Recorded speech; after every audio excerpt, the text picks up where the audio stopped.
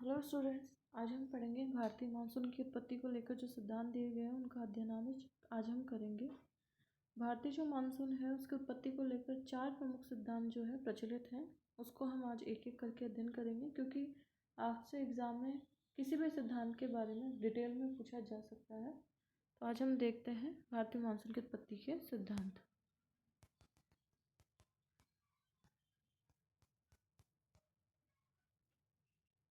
यहाँ हम सबसे पहले देखेंगे भारत की जो मानसून की उत्पत्ति है। भारत में संबंधित इसको लेकर 4 सिद्धांत दिए गए हैं। पहला है तापीय सिद्धांत और इसको दिया था एडमंड हेले ने। दूसरा है विषुवत-रेखीय पछुआ पवन सिद्धांत। तीसरा जेट स्ट्रीम सिद्धांत और अल नीनो सिद्धांत।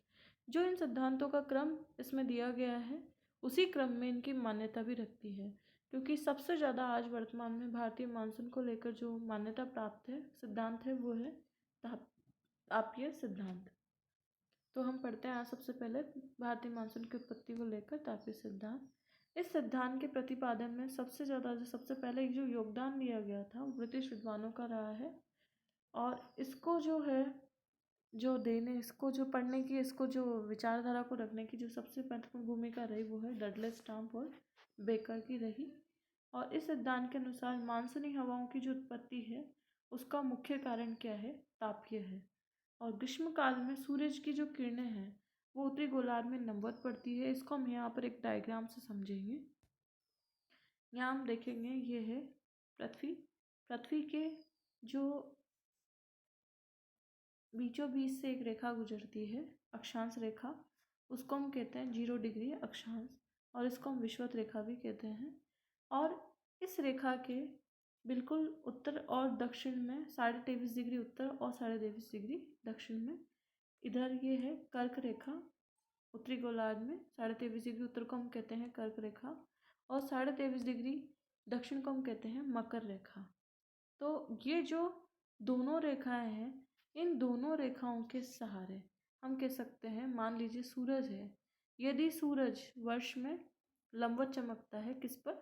विषुवत रेखा पर अधिकांश समय, और यदि यह इस स्थिति से यानी लंबवत जो विषुवत रेखा पर स्थिति है उससे उत्तरी गोलार्ध की ओर बढ़ता है और कर्क रेखा पर लंबवत चमकता है, तो उसको हम कहेंगे उत्तरायण की स्थिति। और जब सूरज दक्षिण की ओर मकर रेखा पर लंबवत चमकता है, इसको हम कहेंगे दक्षिणायन की और स्थिति।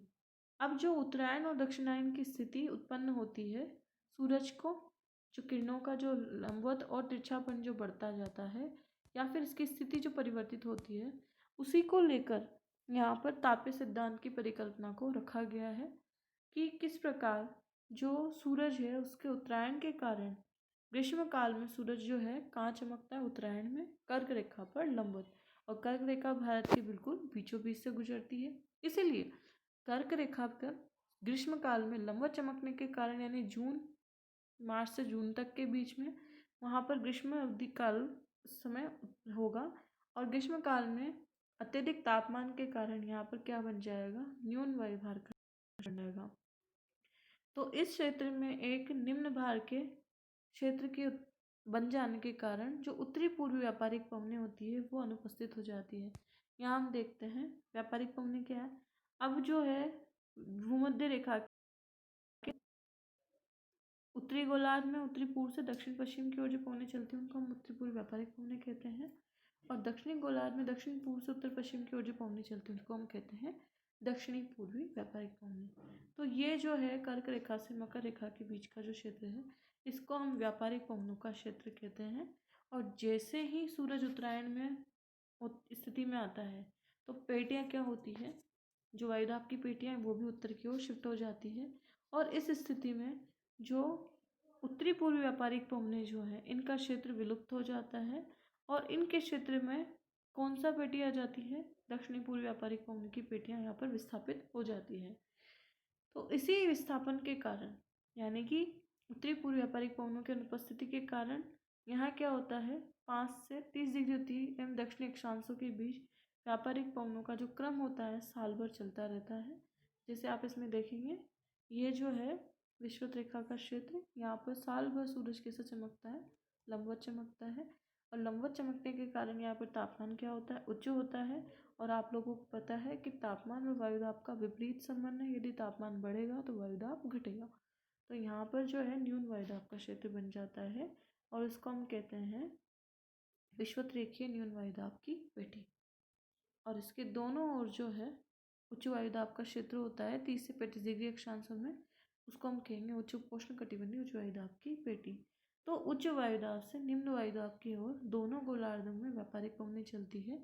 इनको हम कहते हैं व्यापारिक पवनों का क्षेत्र, क्योंकि यहाँ पर जो तापीय सिद्धांत है इसका संबंध इन व्यापारिक पवनों से ही है।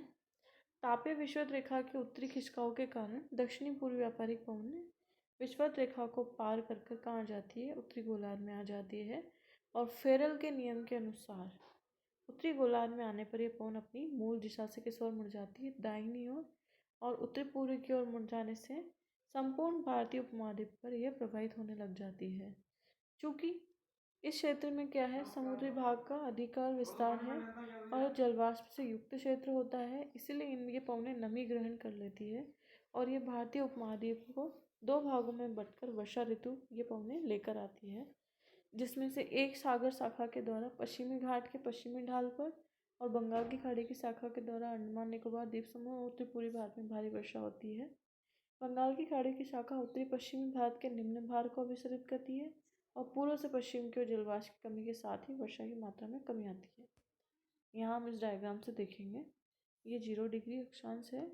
जैसे उत्तरायण हुआ, सूरज कर्क रेखा पर लंबा चमकता है, तो उस कंडीशन में दक्षिणी पूर्वी व्यापारिक पवनें हैं, ये कहाँ प्रवेश करने लग जाती है, उत्तरी गोलार्ध में। और उत्तरी गोलार्ध में प्रवेश करती है अपनी मूल दिशा से किस ओर मुड़ जाती है, दाहिनी ओर। और यही किसका रूप लेती है, दक्षिणी पश्चिमी मानसून का। और ये दो शाखाओं में बढ़ती है, एक अरब सागरीय मानसून और दूसरी बंगाल की खाड़ी की मानसून की शाखा। जैसे अरब सागरीय मानसून पश्चिम से पूर्व की ओर प्रवेश करेगा, इसमें वर्षा की मात्रा में कमी आएगी। और जैसे ही बंगाल जो होती है पूर्व से पश्चिम की ओर प्रवेश करती है, इसमें भी वर्षा की कमी आती है। तो इस तरीके से जो जाड़े की ऋतु में ग्रीष्म काल में ये पवनें भारत में संपूर्ण भारत में वर्षा करती है। और उसका कारण क्या है कि यहाँ पर गर्मी की ऋतु होने के कारण, सूरज के चमकने के कारण यहाँ पर हाई टेम्परेचर की वजह से लो प्रेशर बन जाता है और अपेक्षाकृत जो महासागरीय क्षेत्र है यहाँ पर हाई प्रेशर बन जाता है, क्योंकि अपेक्षाकृत ये किनसे ठंडे हैं, महाद्वीपीय क्षेत्रों से। इसलिए हाई टू लो वर्षा पवनें चलती है, किस रूप में, दक्षिण पश्चिम से उत्तर पूर्व की ओर। और इन्हीं को हम बोलते हैं मानसूनी पवनें। और सर्दी की ऋतु में यही पवनें वापस पुनः सूरज के दक्षिणायन होने के कारण पुनः यहाँ पर क्या बन जाती है, उत्तरी पूर्वी व्यापारिक पवनों का स्थापन हो जाता है। और यहाँ पर ये पवनें उत्तरी पूर्वी व्यापारिक पवनों के साथ में मानसूनी पवनें वापस लौटने लग जाती है, जिनको हम बोलेंगे लौटता हुआ मानसून या उत्तरी पूर्वी मानसूनी पवनें। जब ये पवनें लौट रही होती है तब यहाँ पर ये मास बंगाल की खाड़ी से होते हुए गुजरती है और यहाँ से आर्द्रता ग्रहण करती है और तमिलनाडु के तट पर ये वर्षा करती है और इसको हम बोलते हैं लौटती मानसून से वर्षा। तो इस तरीके से इस क्षेत्र में यानी तमिलनाडु क्षेत्र में लौटते हुए मानसून से वर्षा होती है। तो ये था तापीय सिद्धांत, परंतु इस सिद्धांत की मान्यता होते हुए भी इसकी कुछ आलोचनाएं की गई थी और कहा गया कि मानसून अत्यधिक सरलीकृत है, इसको बहुत साधारण तरीके से व्याख्या की गई है और सूरज के उत्तरायण और दक्षिणायन स्थिति हर वर्ष निश्चित है और मानसून में आगमन में अनिश्चितता है। तो इस बात को लेकर इस सिद्धांत पर प्रश्न उठाया गया कि मानसून की अनिश्चितता के कारणों को यह सिद्धांत स्पष्ट नहीं करता है। तो आज के लिए इतना ही काफ़ी है। अगले लेक्चर में हम पढ़ेंगे दूसरा प्रमुख सिद्धांत, विषुवत रेखीय पछुआ पवन सिद्धांत।